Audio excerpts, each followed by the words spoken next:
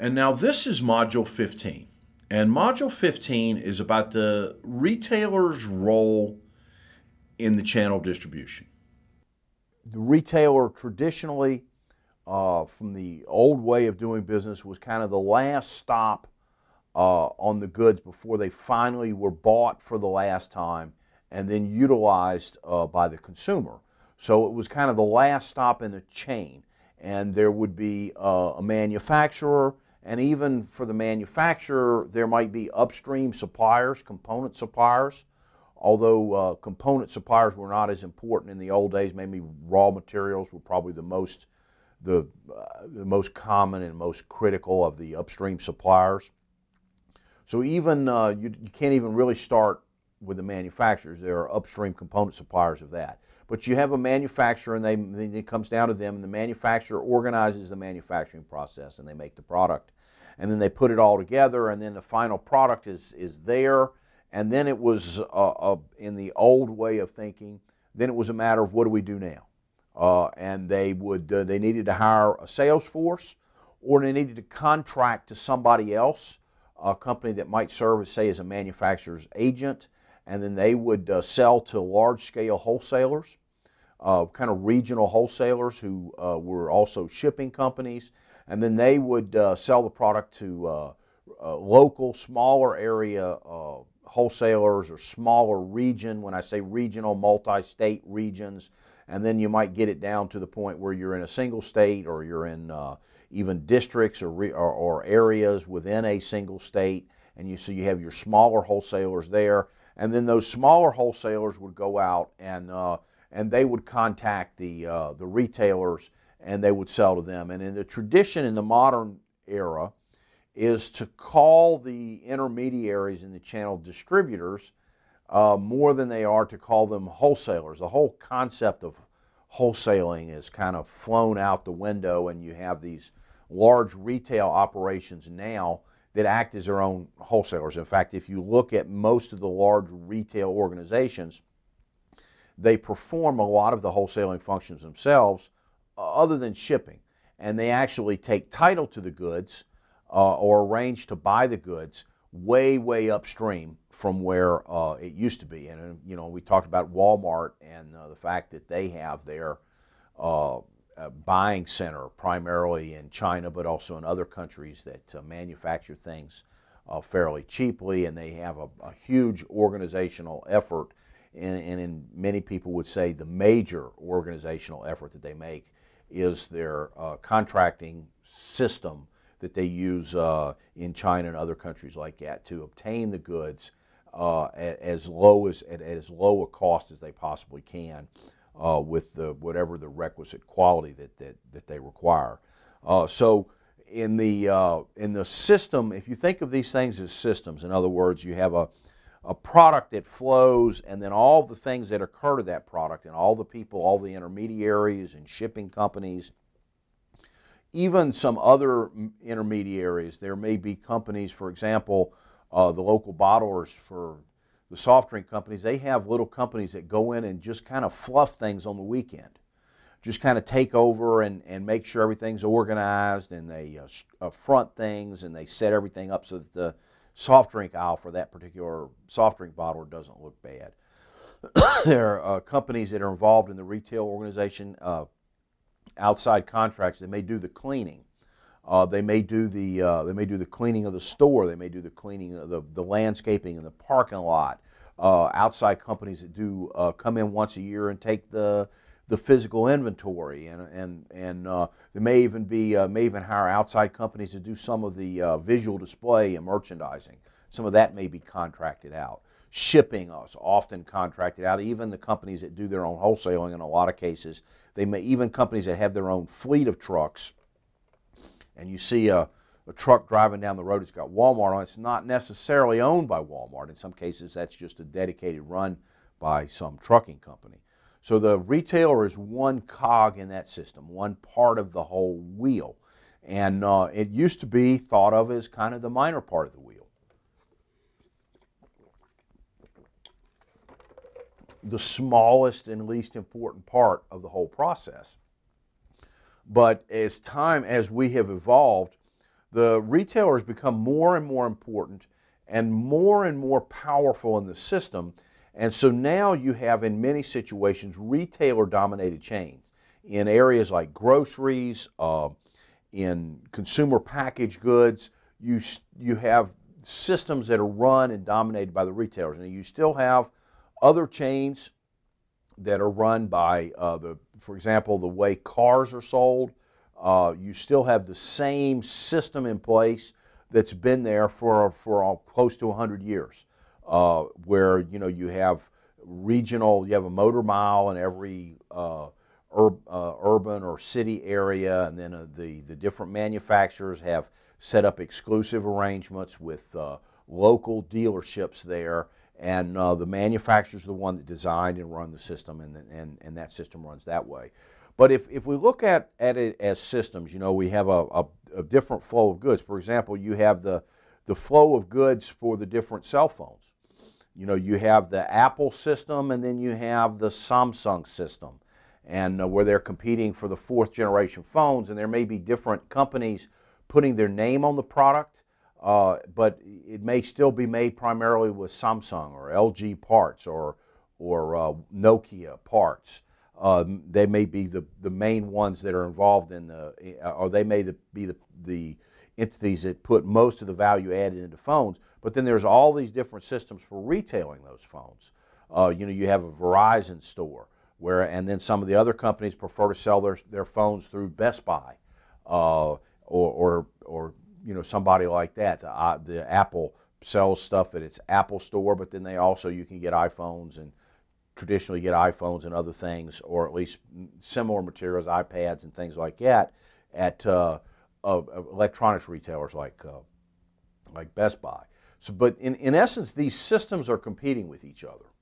And we talked about earlier in the class, and talked about the fact that compared the Walmart system to the Kmart system, and the whole system from the beginning of the taking the orders from manufacturing, the manufacturing, the shipping, the distribution system that goes with that, and then how the products are warehoused and distributed, so that Walmart, they get trucks coming in several times a week, and they're able to get all that stuff out on the floor and avoid having stockouts. And then you compare to the way that Kmart has done things over the years until they went bankrupt, and then the same guy, the same hedge fund that owns Sears bought Kmart, and Kmart and Sears are now together, and how decrepit the Kmart system seems to people who study systems of distribution and channels. And the reason that of course, we talked here about service quality and management and a lot of other things that Kmart doesn't seem to be able to do very well as well. But the main problem, when you compare those two systems, the main problem is upstream from the retail establishment. Most of the problems that Kmart have are not in the stores themselves. No matter how poorly, some of y'all have written stories about how poorly they operate, or how many mistakes they made, or how you go in there and there's, it's 6:30 at night, the prime shopping time, and they only have 2 registers open, and 8 people are in line, and they aren't able to open another register. And you've heard of these stories. So I'm not saying that they operate very well in the store, but really the reason that they're suffering, the reason that Walmart is now the largest company in the world, and they're going all over the world, and Kmart is disappearing, is the reason for that is upstream. The channel distribution system that they have that competes with the channel distribution system that Walmart has is not as good. Walmart's is way, way, way better than Kmart's, and so that's the reason that that what has occurred over the last 10, 20 years has occurred. You have one company that invested a lot of money in distribution and upgraded and uses the latest computer concepts, and it has everything run by that, and has buyers sitting there with exact day-to-day, minute-to-minute, not minute-to-minute, but day-to-day information on what is in each store, what's selling, what's not selling, and they can adjust their buying and things just for that reason. You have other companies that have traditionally been, very good. They had very good systems. In fact, when I was a student, we studied the GAP system and how that they were using data to make buying decisions as opposed to using fashion forecasters who were kind of would put their finger in the air and say everybody's going to wear plaid this fall.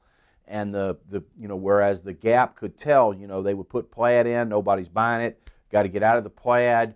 We got to, all of a sudden people are wearing gray, some kind of gray. They could go and they could contact their suppliers in China, and they could do things, and they could fill the stores full of gray. Whatever was in, they were able to get very quickly, and they were able to adapt their system to what the customer voted on, as opposed to trying to tell the customer, okay, fall 2012, everybody is going to wear plaid. The fashion forecast would say everybody's going to wear plaid. So we used to study the Gap system. Now, of course, the Gap is retrenching. They're going to close, 30% of their stores in the United States or something like that, some huge number of stores. They've just announced that they're going to do that. And so they're in retrenchment. And obviously, their system is trying to compete with the systems that the Limited, Macy's, Saks,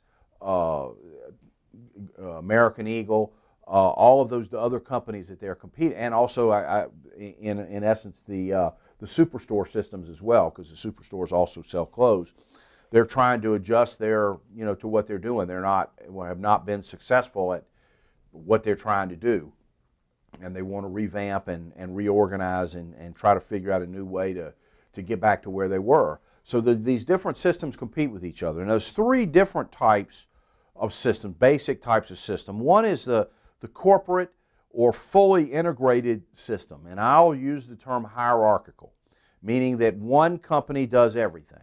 And there were examples like this. IBM used to have try to have a vertically integrated system. When they first came out with a PC, they would actually set up their own stores called CompuStore and try to sell their computers in that store. And you do see examples. Marathon Oil was an example that was used for many years, where they got their own oil, they owned their own refineries, they had their own trucking company, and they had their own retail stores. And that was a pretty close example. Even today, many of the oil companies try to do that or come close to that. Although if you see a gas station that says BP, it's not owned by BP, it's just a BP franchise. Or you see a Shell or one of the other big oil companies, Exxon, it's not usually there. They don't own the actual gas stations, they just franchise the name.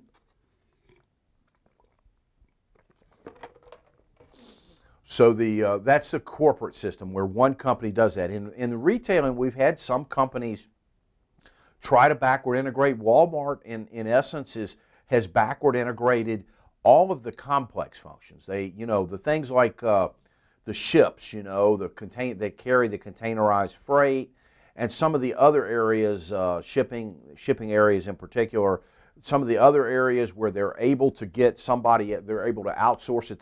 For example, they outsource the supply of meat. They do not have butchers and meat cutters.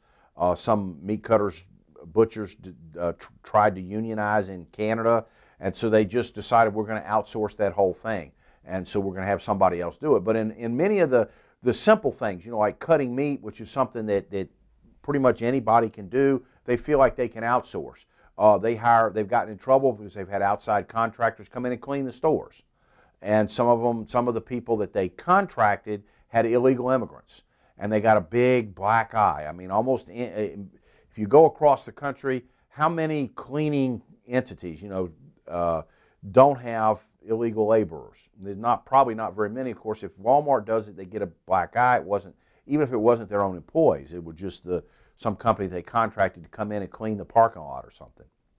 And they got in a lot of trouble for that. But most of the high-tech, really important functions, the distribution system and the way that they organize the data that controls and the ERP, the enterprise-wide solution, that enterprise ERP, the way that they organize the flow of data and knowledge about where things are and where things are going and how things are going to get to the place that they're going to go and when they're going to get there and what they're going to be priced at.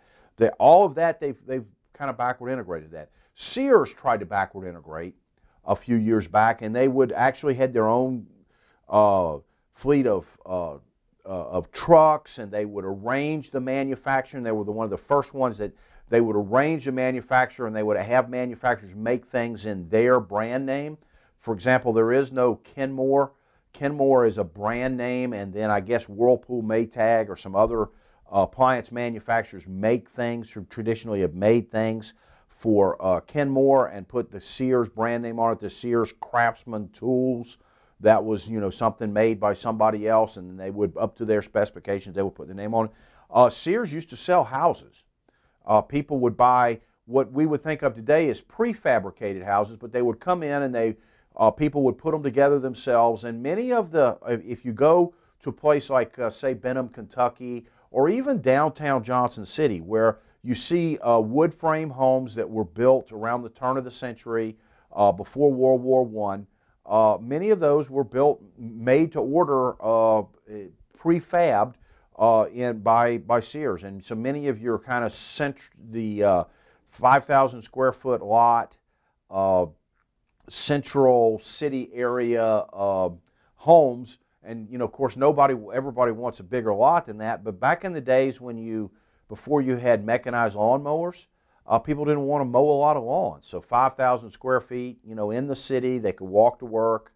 They didn't have to, have two cars. You could walk to wherever you wanted to go, and you didn't have much grass to cut. With those old style things that weighed about 100 pounds, and you had to push them real fast in order to get them to kind of halfway cut the yard, and you could only use it when it was really dry. So many of the old homes in this area, on the small lots in the inner city areas, not in the inner city, but in the kind of the center of town, the first developed area in town, in many of the towns in this area, in Appalachia, came from Sears. So they did all of that kind of thing, and they, did their own warehousing, they did their own distribution, did all of that. So they're one of the first ones to do that in retailing. And even though we don't have many corporate systems, we do have many. We still do have many retailer-dominated systems, whereas it used to be that was not the case. Now the next system is a contractual system or a market system, and that's where you have a lot of different entities, and the entities are connected by interlocking agreements with the parties kind of entering and leaving the system on a constant basis. And you may have somebody that is part of the system, and then they may leave the system. And I think for those of y'all, the retailers, TJ Maxx has a kind of contractual system. I mean, they'll have one set of products that come from one manufacturer or through one importer or distributor, and they'll have that, and then all of a sudden that whole set of stuff will be gone. That's why they have that saying that come back in real soon, because the whole store will be changed, because they change their suppliers and change their vendors much more than other people do. But in things wholesaling, groceries, in a lot of areas, this is the main type of system that you have, where you have a bunch of different companies. They're all separate entities, but they work together. They work together to make their distribution system work. There may be one member that, in a contractual system, in theory, no one member is so dominant that they're able to dictate terms to the other members. Everybody has to cooperate and kind of work together. Now, if you get to the point where you have an entity, you have a kind of contractual system, but you have an entity that is dominant, and they're the ones that design, they're the ones that can't be replaced in the system. And they act as the administrator of the channel, or what the textbooks and principles of marketing call the channel captain. And they're the ones that kind of set the system. They're the ones that dictate the terms, who gets to cooperate. In the modern area, many retailers run an administered system. The manufacturers, distributors, importers, shippers, truckers, other entities, they get to play in the game if they meet the standards that the retailer sets. We also have, the system that the Gap has, the system that Best Buy has, Walmart. Those, in all those cases, they're the administrator of their system, and the other people are involved in it as long as they do their part well and are willing to accept their role in the system, including what percentage of the overall profit they get to keep. What they're able to make in terms of return on investment, return on equity, and profit, and things like that. Channel captains set norms of behavior. They sanction poor performers. They mediate disputes between other members. They determine the distribution of profits. They determine, who's able distribution of profits, and also what profit margin, people are able to accept, will have to accept in order to be a member of the system. So they set up all of that. An example of norms of behavior. For example, the one well-known still manufacturer-run channel we talked about earlier was the car system. It's about the same as it's been 100 years ago. The manufacturer set up the system. It's designed to work for them. One of the norms of behavior is that a dealership cannot sell an excessive number of used cars in relation to new cars.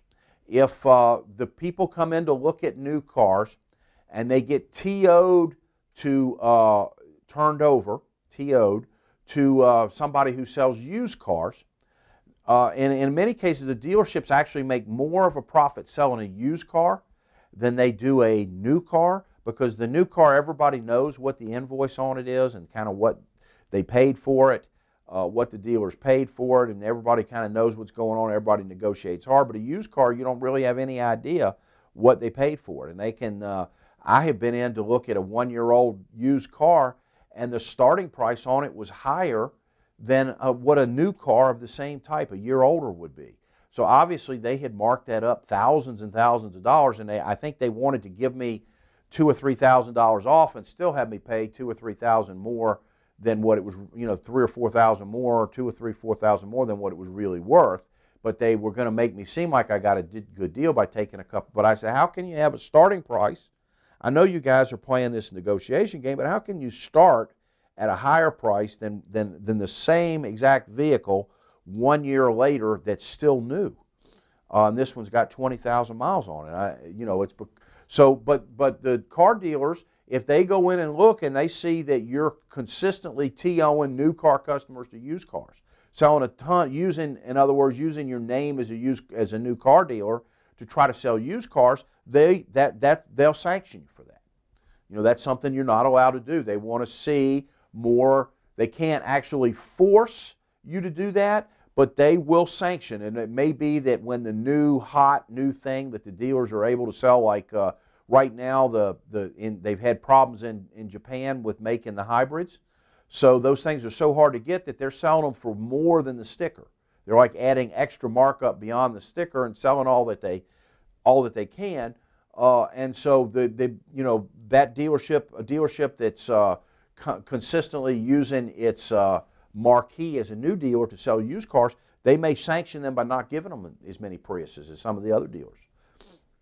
They may give them the ratio of low profit cars to high profit cars. They set the norms of behavior in that kind of way. In other words, and that's one of the reasons you have at many of the dealerships, there are new car salesmen and used car salesmen. And if you go in to look at a new car, then unless it's a desperate or last situation, like they just absolutely can't find anything, or you can't afford to get a new car, then unless it's that, they'll try to sell you a new car, and that's because that's their job. If somebody really performs poorly, it may be a very heavy sanction. I gave the example, I've talked about this a little bit earlier about the Holiday Inn example. The mystery shopper went to Holiday Inn. My friend that was doing the mystery shopper went to the Holiday Inn in a city nearby here. I don't want to say where it is, but it was Knoxville. And they didn't have the right stuff on their, they weren't up to the standards of Holiday Inn. They didn't have the towels they were supposed to have, and they didn't do the things they were supposed to do. And she went back several months later and told me that was no longer a Holiday Inn. They lost their ability to call themselves a Holiday Inn, which is a business franchise arrangement, because of their refusal to follow the standards, refusal to have the right kind of towels with the Holiday Inn imprint and a bunch of other stuff that they were supposed to do. And actually, if for the company that runs, I don't know if it's Wyndham that owns that or runs that, but the company that owns that that owns the Holiday Inn company, if a hotel is run by somebody that does a very poor job and the rooms aren't clean and everything is substandard, that hurts the whole Holiday Inn name. Then people are going to go to other parts of the country and they're not going to stay in other Holiday Inns because of that one poor performer. So that sanctions them for that, and then mediates disputes, profits. Traditionally, channel captains, when manufacturers were channel captains, they were very beneficent with the distribution of residuals. In fact, they would order, like the MSRP, manufacturer suggested retail price. In some cases, companies like Rolex, for example, would order retailers not to discount. We want you to sell this at a full markup because we want you to make money. And so they were fairly beneficent. They were generous, if you will, with the distribution of residuals. Now, the next thing I'm going to talk about is market structure and integration. Now, when a business like a retailer, every year that they go back and they refocus and they look at their strategy and where they're going to be on the 5-year plan, they have certain decisions that they have to make. And in management class, you would call this make or buy decisions. It's a big decision. It's something that's at the corporate level. It's something they're constantly thinking about. Should we outsource this or should we do it ourselves? If we outsource it, of course, to whom? What kind of standards should we set? How are we going to police and arrange all that, bargain, police the agreement? What is the contract going to say? What is it going to look like? We have to think about all of that. And the issue, this make or buy decision. Now, I will in economics class, they talked about integration. And you would have like vertically integrated. A corporate structure is a vertically integrated system. That's where one company does everything. Marathon Oil retails the gas. They own the trucks that deliver the gas. They own the refinery where the oil was made into gas. They own the tankers that bring the oil from wherever it comes from, or the pipelines that bring the oil to the refinery. And then they go out and they search for oil all over the world, and they find places and they pump the oil up and put it in the tankers. So that's a vertically integrated company. For retailers, we have to think about whether we want, if we're using outside wholesalers, and using outside distribution companies, using outside warehouse. Do we want to do that ourselves, or do we want to maybe, instead of outsourcing, do we want to do that ourselves? What about even as a manager, you may have to make decisions about landscaping and things like that. Is it easier most of the time is it easier to outsource, or is it easier to do it yourself? And is it easier to do it yourself, or better to do it yourself? We make more money. We make the extra profit. If there's a profit in trucking, instead of hiring a trucking company and letting them make the profit, would we better do it ourselves? Then we'd make the profit. There's that way of looking at it.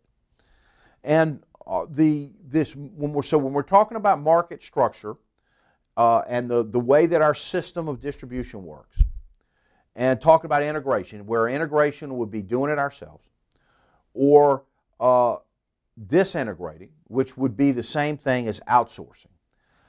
There is a new way of looking at this that is called transactions cost economics, or transaction cost economics, either one, and then the empirical part of that is often called transactions cost analysis. So the two things kind of mean the same thing. One is used as kind of for, is more of a managerial term, and the other is more of a larger scale global term. And you can look either of these up. I highly recommend that you look either of these up on the internet. You try to avoid reading anything that was written by somebody with a PhD that looks like it's in a PhD journal. Wikipedia does not do a good job with this, or does not explain it in a way that works for students in a retailing class. But you might want to do some reading. You might want to Google that and do some reading about it, and in order to supplement this lecture. I can also tell you that on the exam, on exam 4, this question traditionally separates the A students from the B students and the B students from the C students.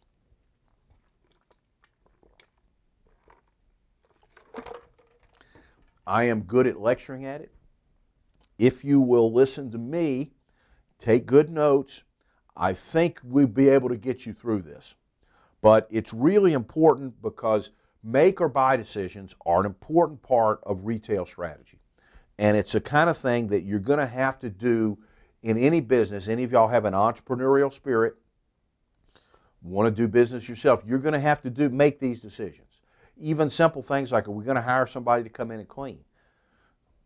Are we going to clean the store? Are we going to use our own employees to clean the store? Or are we going to hire somebody to come in and clean it?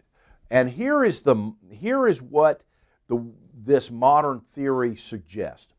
And I do want to also say that our students, if you go to one of the top undergraduate teaching schools in the country, now the top schools in marketing are usually ranked according to their PhD program. With the University of Wisconsin-Madison traditionally being the number one. And then there may be a handful of others. I think here in the South, probably the University of Florida is the only one that would get in there. But there's other schools, Alabama, LSU, I don't want to miss anybody, North Carolina, that would probably get in there in the second, not the second tier, but the bottom of the top tier. And even schools like Florida State, South Carolina, UT, some of the schools that y'all may be familiar with, those schools in a particular area, or if you have a particular niche that you're interested in marketing, they may be in the top. But now when we talk about the top undergraduate teaching schools, and so in many cases are your kind of your Ivy League private schools, schools like Emory, Vanderbilt, Northwestern, University of Chicago, the places like that here in the part of the country, in the eastern half of the country that we live in. If you took those top schools, they're learning this, and they know this, and there's a lot of discussion in management classes and in channels of distribution classes, and in this class, in the retailing class, about the issue of outsourcing.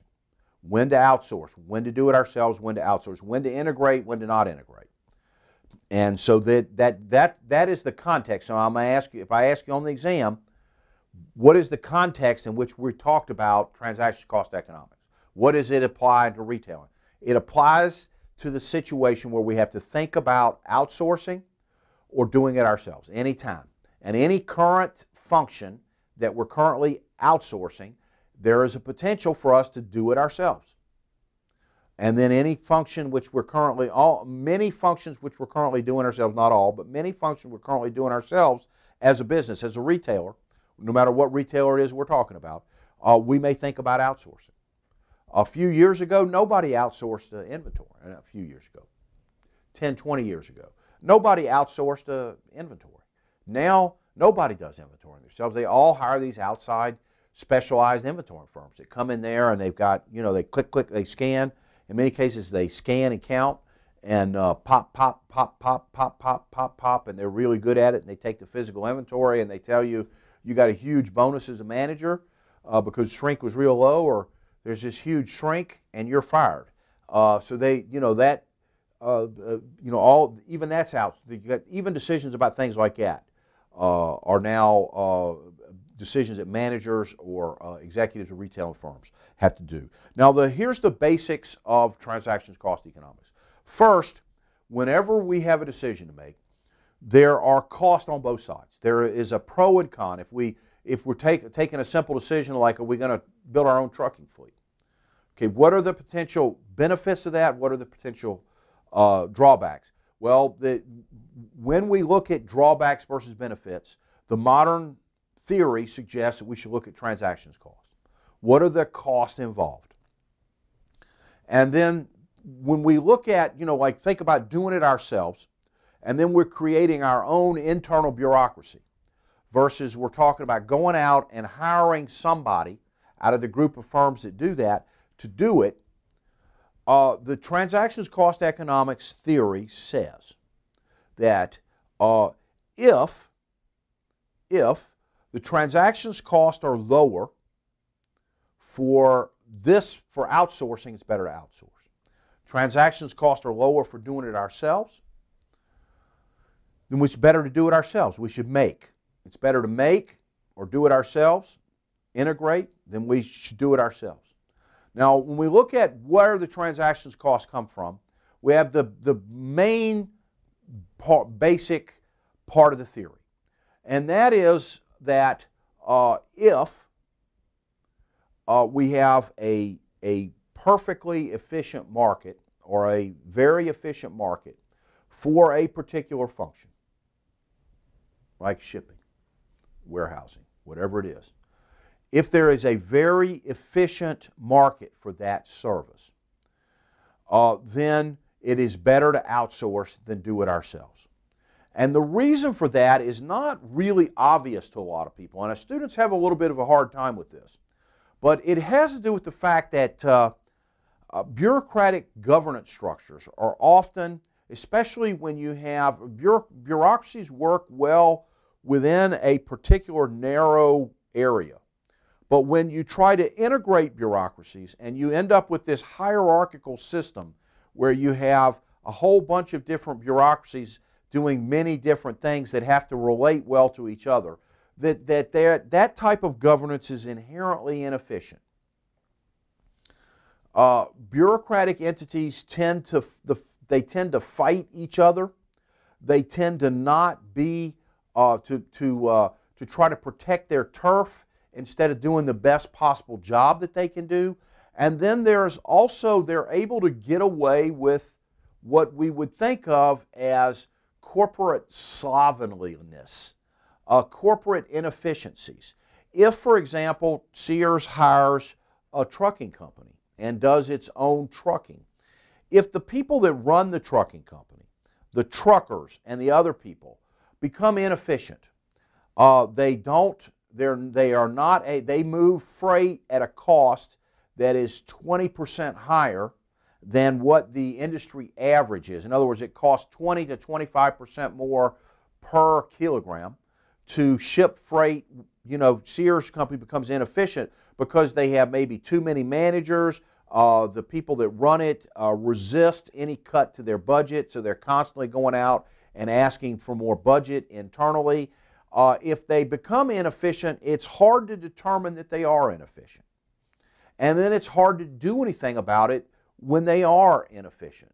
It's not easy to stop it. It's not easy to fix, and they will resist any attempt, the people that run that area, any attempt to make them become more efficient. They will resist that. And so, and there's no check, if you will, and many times on a behavior, because essentially what you have is you have a monopoly on a particular function like shipping. You have one entity, even though it's actually our own monopoly of shipping, you have that does all of the shipping for Sears. Nobody else can come in and say, well, we'll do it 20% cheaper because we've already decided we're going to do all the shipping ourselves. And the chances are we won't even know unless we have somebody that actually goes through and does all these calculations, and then we're able to go and get these other outside companies to let us see their own internal data on how much it costs to ship. We may not be able to determine that we're being inefficient. And in particular, that applies to some other functions like payroll, personnel, areas like that where many companies are now outsourcing. It's becoming much easier to outsource a lot of those functions because everything is done, via computer. So it's in essence inefficient. The hierarchical or vertically integrated system sounds great, but there are a lot of inefficiencies built into that system. And if we have a choice between doing it all the trucking ourselves, in theory, if we do it correctly, we should be as good as the other shipping companies out there. But in practice, that's not the way things work. And the main reason for that, now let's assume that we have a very efficient market for trucking. A very efficient market, many different sellers of the service. So that no one seller can give us a take it or leave it, or charge us above market price and force us to do business with them, or can hold us hostage to some behavior that they want to do that has extra cost in it for us, like weird union rules. We have to follow all their weird union rules because we chose them as supplier. If one company has all these weird union rules we charge, we can just say, well, you know what, we don't want any weird union rules. We want to go with this other company. We'll go with somebody else. And so there's if you have a lot of sellers, information is readily available, and of course in a purely efficient market, it doesn't cost anything. Now, there obviously aren't going to be any purely efficient markets, but we get one that's fairly close to efficient, where there's lots of sellers. Information is easily obtainable about rates and who charges what and who can do what and who can't do what. There are the contractual relationships are simple, so that we don't have a lot of complex issues that can come up later on and not a lot of bargaining to do, because the companies compete and we can just go out and ask for bids, in which the companies that come in and bid the lowest, we can pretty much figure are the ones that are going to be the cheapest. We don't have to do a lot of policing, where we don't have to check them and double check, and they're not in a situation where they could take advantage of us. There's not a lot of opportunity for opportunism and things like that. So in a situation where you have a very efficient market, it's better to outsource than it is to do it ourselves. And that may not be obvious to people, and many of the students will still say on the exam, given this choice, that we should do it ourselves and make the profit. Well, that assumes that we can manage this other entity as well as the market manages. And what the research shows, and what Oliver Williams, who developed this theory, Coase, two guys that won the Nobel Prize, or at least shared the Nobel Prize for their work in this field, have said is that the market itself is so efficient at rooting out inefficiency. So the unseen hand of the market, to use a biblical term, smites inefficient producers. Companies that allow the union that they have to come up with all these weird no-work rules and all these other weird things that to hire pay drivers that aren't actually driving, and all that are sitting at home, and all these other different things. A company like that will get knocked out of the market. If there's a fairly efficient market for something, a poorly run, poorly managed firm will get knocked out, and then somebody else will come in and take over for them. There tend to be very few companies that can survive being not very good at what they do when you have an efficient or fairly efficient market for something. Now the problem is, when we look at this, and people have done empirical studies, and I know Eric Rindfleisch has a very good review article out there for anybody that's watching this. It may be a PhD student or a businessman or somebody that owns a business or works in retailing. Eric Rindfleisch has a review article in the Journal of Marketing. That's probably a good place to start for you to read about this and to catch up to kind of what they're saying. But there are no purely efficient markets out there. So then what we have to do is we have to look at, okay, we know that doing it ourselves, that doing ourselves, there are certain inefficiencies in that. And then we have to look out there, okay, the opportunities we have to outsource it. If there's not a purely efficient market, which there never will be, because just for one example, information is never going to be costless, for example. It's never going to all be available to everybody and not be costless. And there's not, so that we have to look at where the imperfections occur.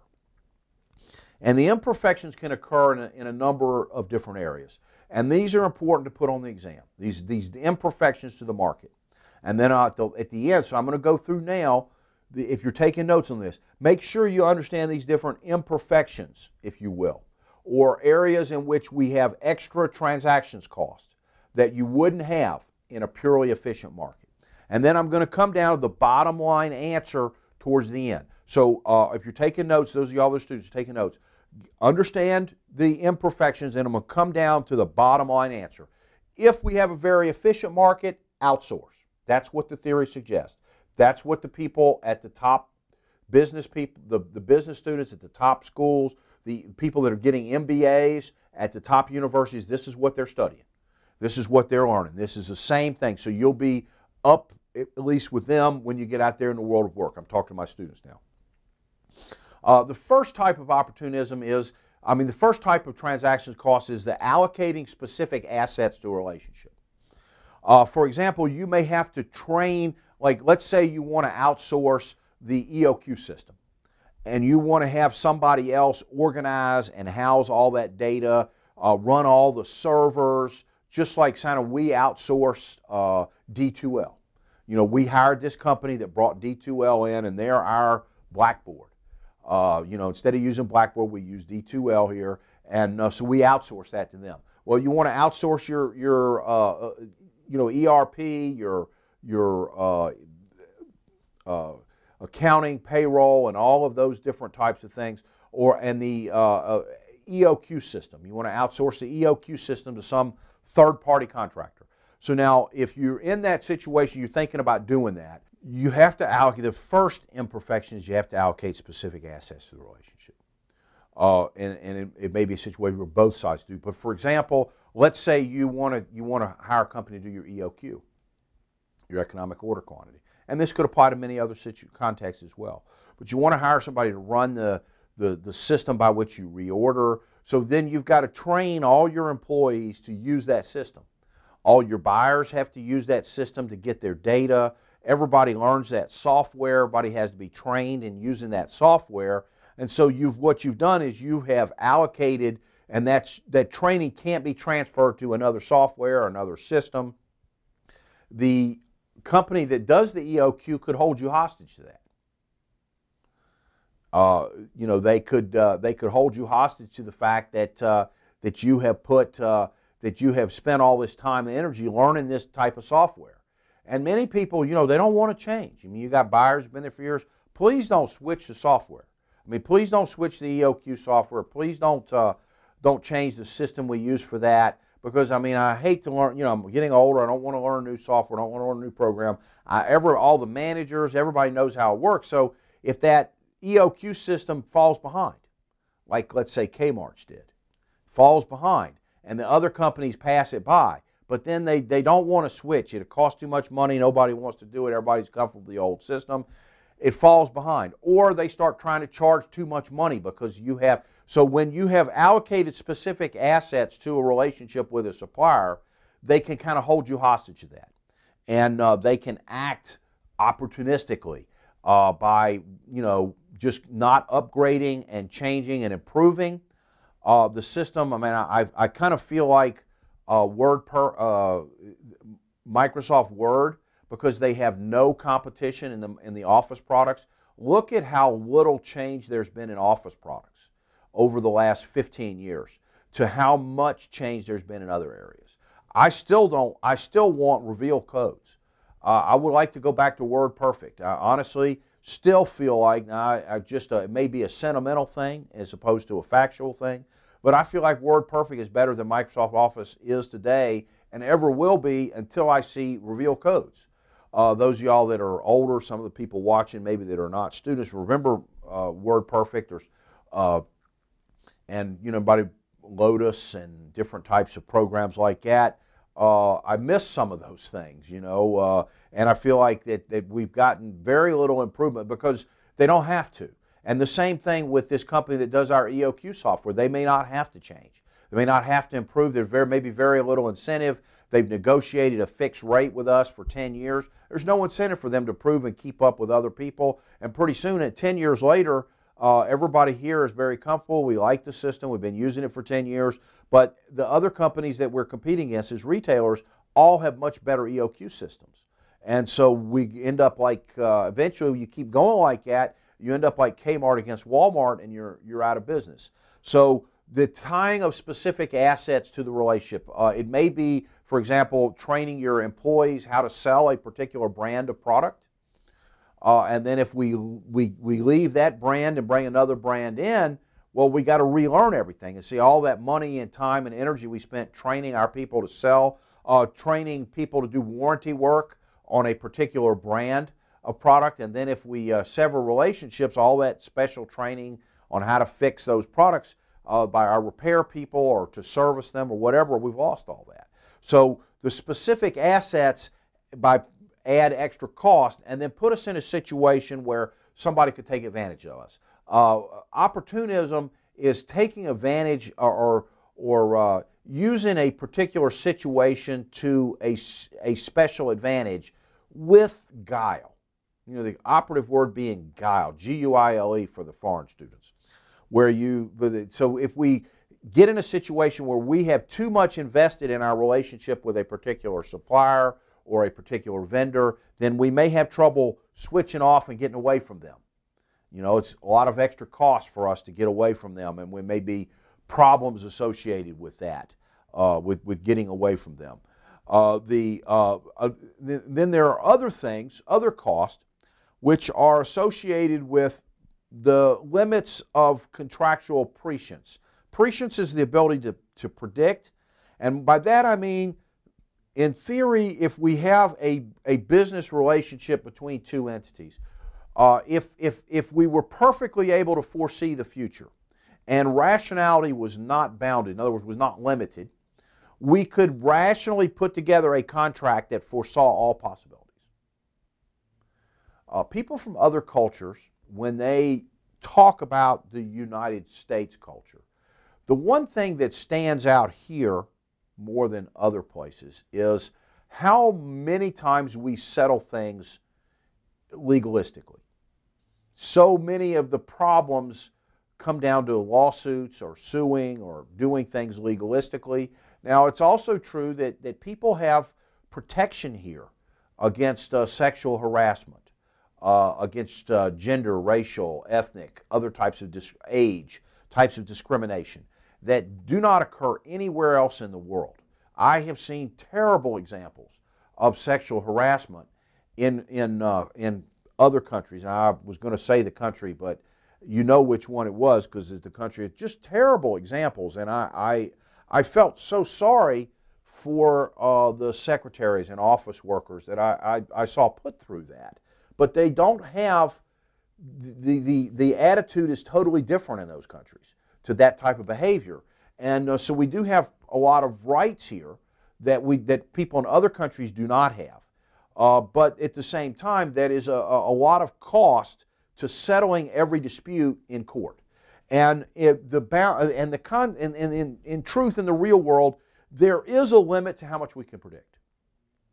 And they use the term, Williams used the term bounded rationality, where we cannot foresee everything in the future. In our relationship with other people, we cannot foresee everything. In our relationship with company to company, we cannot foresee everything. So there's a limit to how much we can write a contract to solve every problem. And so there are other costs involved in relationships where we have to work out details, particularly in many situations with a retailer and a supplier or a vendor or an upstream supplier. We start off with a simple relationship, and then over time that relationship evolves. And when you have that kind of evolving relationship, there are other things that have to be done. So you have bargaining costs, for example. You have the cost of of working out the best deal between the two companies. And then if we work out a deal and they say, okay, but that's only for this, and then they have to do like one little thing more than that, and all of a sudden they want to charge you a lot more for that. Or wait a minute now, if we're going to have to put this tack in the wall, that's going to be a lot more money. You know, we'll come in and put the facade up, but we got to put one extra tack in. You know, we got to renegotiate everything, or we got to do something different. So there are in that type of situation, there are situations where we have to bargain, and then we have to sit down at the table. We got to have our lawyers get with their lawyers, and we got to work out all the details. And our relationship evolves from here to here to here to here. And so there are a lot of costs associated with that, the bargaining aspect of things. There may be search costs. We may have to do extensive amount of work to be able to test, evaluate the different vendors. That's where, you know, Walmart has its supply chain set up in China. They know things, and if for Kmart to go in there and try to duplicate that process, they would be starting from scratch, and they would not know who is capable, who's not capable, who can do things and who can't do things, who'll cut corners and put funny stuff in the milk. Like they had that one example, a lot of people got sick and a bunch of babies died around the world because they were putting this chemical in the milk in China, and so there may be, you know, those types of things happening, and they would not be able to stop that. You know, lead paint and kids' toys and things like that. They would not be able to stop that as well as Walmart because they don't have the relationships built up and established. So you got to, you know, even if you're a manager and you got to hire a landscaping company, well, you got to get on the internet. You got to look up the different companies. You got to call them up. You got to have them come by. I mean, it may take you a day to take, you know, get 3 or 4 landscaping companies come in. All of them give you bids. You don't really know who is going to do a good job and who's not going to do a good job until you actually hire them. And so you have the cost associated with finding the suppliers. You also may have policing costs. You may have, you know, the cost of making sure that they do a good job, or that they're doing what they're supposed to. And an example I like to use for that would be, you know, like let's say each of you individually that's listening to this, let's say that you own a small casino. You have a, you know, 10 blackjack table, 2 crap table, 2 poker table, and a, you know, few hundred slot machines. Own a small casino, and you have your own team of people that count the money every day. And I come up to you and I say, listen, you know, because the people like at the dice table or the blackjack table, they come in, they put $100 down. You know, the $100 goes in the box, and they get $100 worth of chips, and they go and they cash it out. And at the end of the day, you got to take all those boxes, and you got to count all the money, and you got to, you know, all that. And I'll say, well, you know, let me come in, and I'll count the money for you. I'll count your cash for you. And if you say yes to that, I don't want to use myself. Let somebody else comes up to you and says, look, I can count your cash a lot cheaper than your people can. You know, look, you got 7 people and 1 manager, and here's what you pay them. I can do it for half that. For half the cost of it, we'll come in every night, and we'll go back in the little back room, and we'll take all the cash out and count it for you, and then tell you how much you have. Well, you know, can you police that? Well, I don't know. I guess in theory, maybe you could put cameras on them and all that, but I know some people, and I want to use this guy. I think he passed away a couple years back. His name was Sid, and he was running a game for somebody, and he was cutting a pot, and one guy said, you know, you could put 5 cameras and have a professional eye-in-the-sky person, a person that works in a casino, watch Sid, and he can still steal half the money he takes in. No set of cameras or anything else that can be done can keep him from stealing your money. That's how good he is. So if you let somebody come in, let somebody like Sid come in and count your money, you will end up not getting as much, I don't care how much he saved you, you'll end up losing money because you will come up short about every day. Whatever percentage they think they can get away with taking, and they'll come and say, yeah, Don, you took in 20,000 today. Well, you know, they may have taken in 30,000. You don't know. So you cannot let somebody else have first count on your cash if you run a business. That's not going to be a good business policy. That's not going to work very well. It's just not going to work. So the policing, you have to be able to police whether they're doing a good job. How do you know the people if you hire somebody to come in and clean your restaurant at the end of the night? You know, one of y'all, my students, some of y'all already in the management track at the place that you work now, and you're managing a restaurant. Are you going to hire somebody to come in at the end of the night and clean up, or y'all going to clean up yourselves? How do you know they're not going to get in the liquor cabinet, or that boxes of steak and lobster are not going to disappear, as we talked about in Module 13? How do you know? So there are policing costs associated with the relationship, policing costs associated with that. So now you take, and there are some others, but I'm going to limit it there at, the types of things that we talked to, specific assets, search costs, policing costs, bargaining costs, opportunities for opportunism by the company that you outsource to, of them taking advantage of you, and then the understanding is particularly we talk about bargaining costs with the limit to being able to foresee all the particular things that can come up, and so you have this kind of continual bargaining type of issue, and that costs a lot of money. So because of the limits to contractual provisions. So I'm going to leave it at that. Those are imperfections. Think of them, and I don't think this is generally referred to this way or talked about this way, but what it basically is, honestly, it's situations where you have a less than completely efficient market. And so what companies tend to do, or what the theory suggests companies should do, and since most companies are run by MBAs from top schools like Harvard and Duke and Vanderbilt and ETSU around the country, you're going to look around the country, and they all seem to be run from those four schools. That's a joke, but I'm just trying to make the point that this is what they're learning. And so this is the type of thinking that is currently in vogue among CEOs, business leaders, and people like that.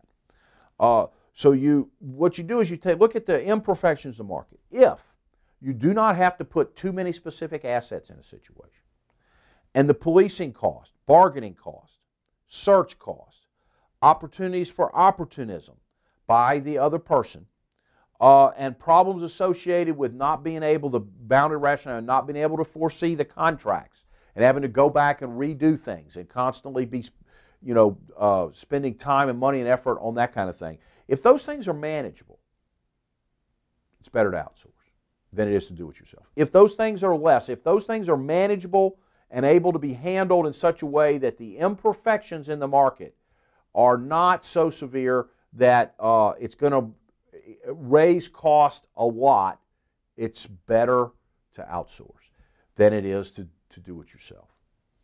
The one final thing I want to say about this is when I talk about market structure also, the ability of somebody to take advantage of you is the issue of monopoly versus lots of competitors. When there are few competitors and you do not have a market. So if you only have a couple of choices, like Kmart, how many choices did Kmart have when they chose Fleming's to be their nationwide wholesaler? When they decided to give somebody to choose a single source vendor to do all of their wholesaling needs, and to go single source with that. And I believe it was Fleming's. That they went single source with. They didn't have enough. How many companies can do that? How many nationwide wholesalers can come in and take over and do all of the wholesaling for Kmart? Distribution, range distribution, shipping, warehousing, and do all that for Kmart. How many companies can do that? There aren't that many. When you have a lot of companies, efficient market means there's a lot of sellers, basically. So the final thing that would affect this decision is how many sellers there are in the market. If there's a lot of sellers, for example, landscaping.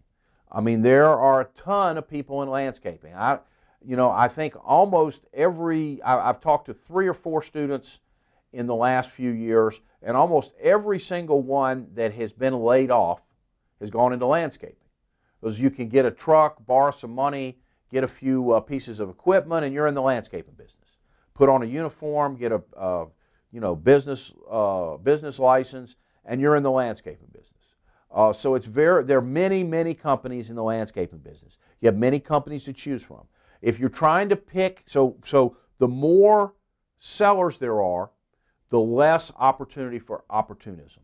When there's very few sellers, for example, you have a single source supplier for wholesaling, and that's a situation where you can really be taken advantage of.